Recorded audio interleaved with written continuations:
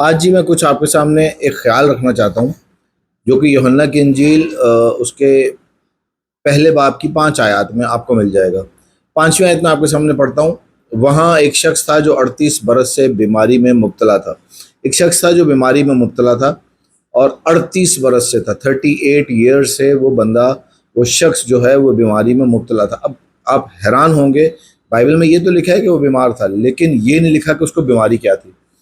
اور اس کے بعد وہ کہتا ہے اس کو یسوع نے پڑا دیکھا اور یہ جان کر کے وہ بڑی مدت سے اس حالت میں ہے، اس سے کہا کیا تو تندرست ہونا چاہتا ہے؟ یہ بڑا عجیب سوال تھا کہ خداوند یسوع مسیح ایک ایسے شخص ہے جو مدت سے 38 برس سے بیمار پڑا ہوا ہے، اس کو کہہ رہے ہیں کہ کیا تو شفا پانا چاہتا ہے؟ obviously ایک شخص جو بیمار ہے، جو اتنے عرصے سے بیمار ہے، وہ شفا پانا چاہتا ہے۔ اس کے پیچھے بھید کیا تھا؟ اس کے پیچھے جو آج میں آپ سے شیئر کرنا چاہتا ہوں بات، وہ یہ ہے کہ اکثر اوقات ہم سمجھتے ہیں کہ ہم ٹھیک ہیں، ہم بالکل صحیح ہیں۔ آپ کو پتہ ہے سب سے زیادہ خطرناک بیماری کیا ہے؟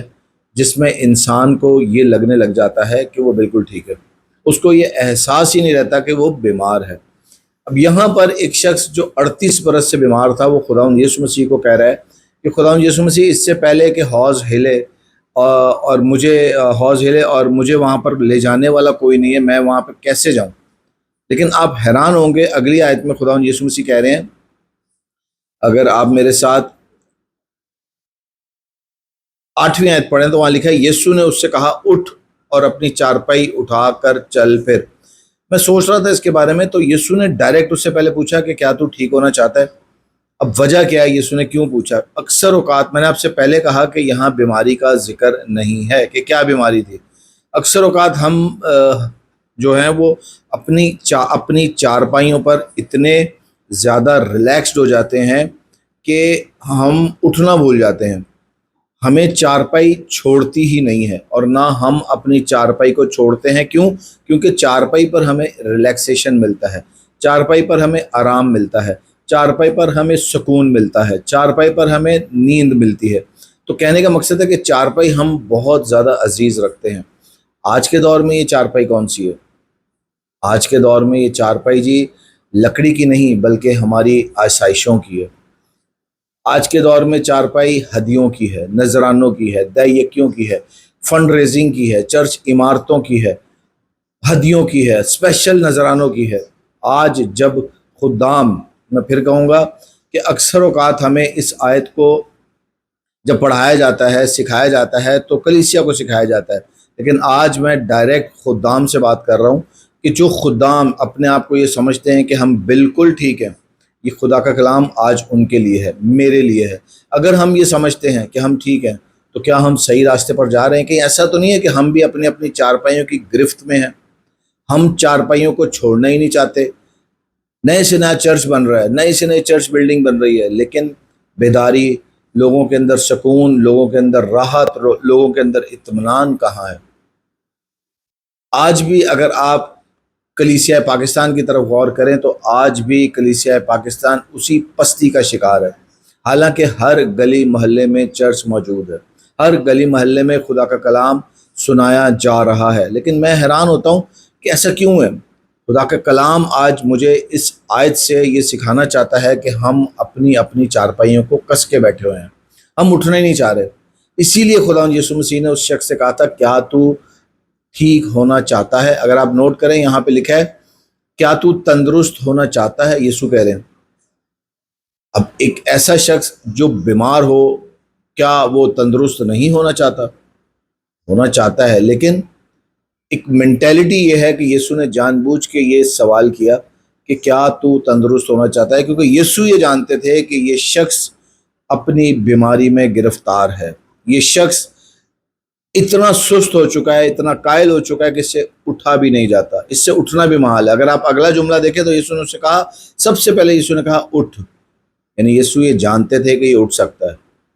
یسوع یہ جانتے تھے کہ اس کو شاید روحانی طور پر سستی کی بیماری ہے۔ یسوع جانتے تھے کہ یہ اٹھ سکتا ہے۔ پھر اس کے بعد یسوع نے کہا اٹھ، اپنی چارپائی اٹھا۔ دوسرا حکم، چارپائی اٹھا۔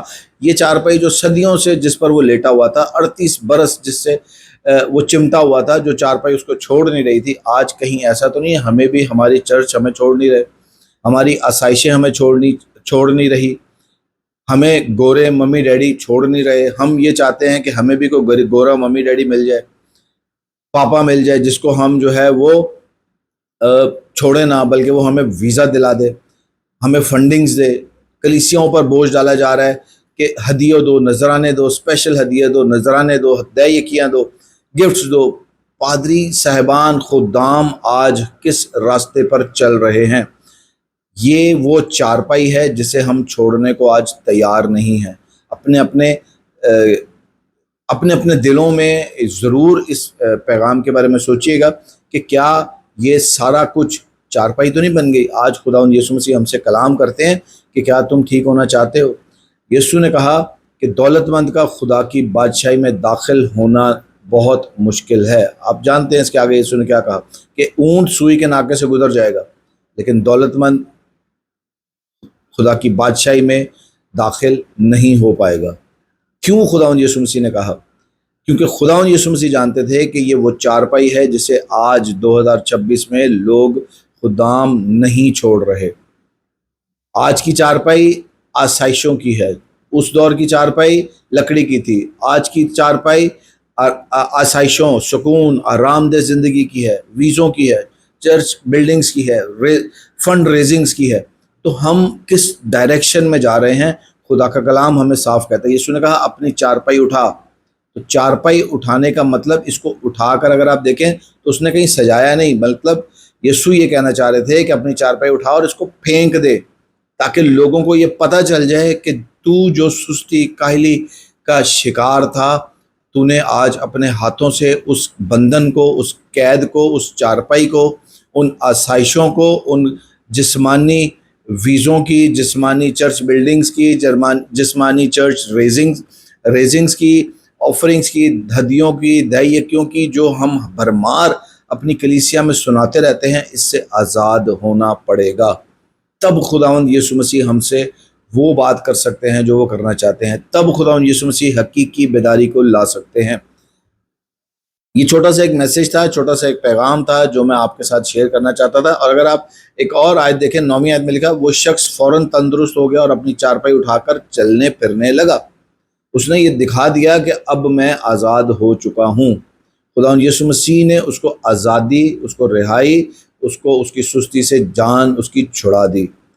ضرور آج سوچئے، اپنے اپنے دلوں میں غور کیجئے کہ ہمارے نزدیک وہ چارپائی کون سی ہے جسے ہم چھوڑنے کو تیار نہیں ہیں۔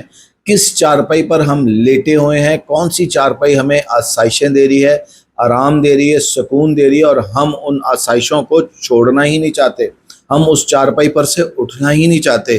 جب تک ہم اٹھ کر اس چارپائی کو اپنے ہاتھ سے اٹھا کر برباد نہیں کریں گے، اس کو توڑیں گے نہیں، تب تک ہم تندرست نہیں ہو سکتے۔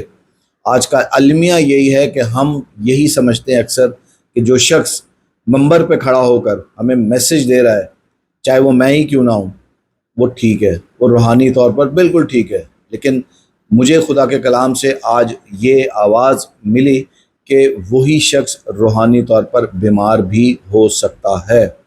وہی شخص 38 برس سے بیمار تھا، وہ شخص 38 برس سے بیمار تھا۔ سوچئے کہ ہم کتنے عرصے سے اپنی ان چارپائیوں پر لیٹے ہیں اور باہر ہی نکلنا نہیں چاہتے۔ گاڈ بلیس یو، خداوند آپ سب کو برکت دے، اور ضرور مجھے کمنٹس میں بتائیے گا آپ کا اس کے بارے میں کیا خیال ہے۔